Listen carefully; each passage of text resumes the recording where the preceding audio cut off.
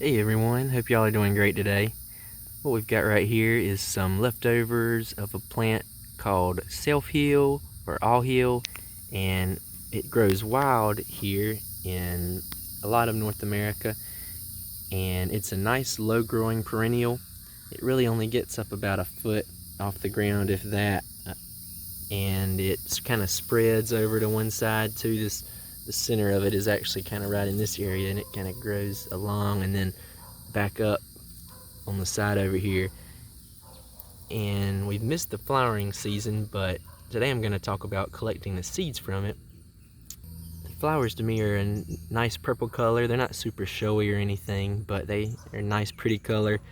Add some nice color to the garden. I have it growing next to some blueberries amongst all this grass right here that I'm trying to help, now that the self-heal is established, to outcompete some of this grass, hopefully.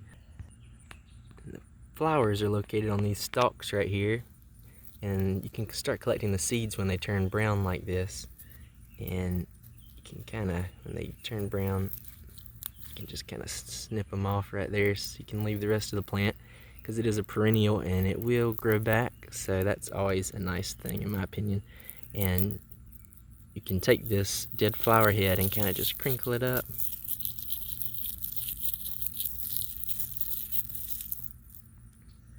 You'll see some of the seeds starting to come out right there, and you can take these and move them over to another spot you want them to grow in and get established. And since they're perennial, they'll come back and hopefully spread. This is the first year they've came up in this area, so I was glad to see them showing up. And the easiest way to spread them, you can obviously harvest the seed just like that and shake it out more to get any other seeds in there.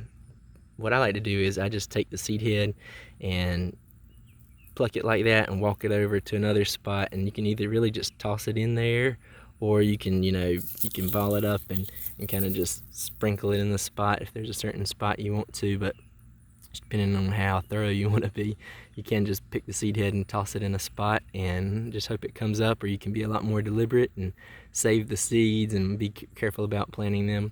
But I find it spreads pretty well just by, really, it can spread on its own pretty well, or just taking the, I've been taking the seed heads and just crinkling them up a little bit in some spots. It likes a pretty moist soil.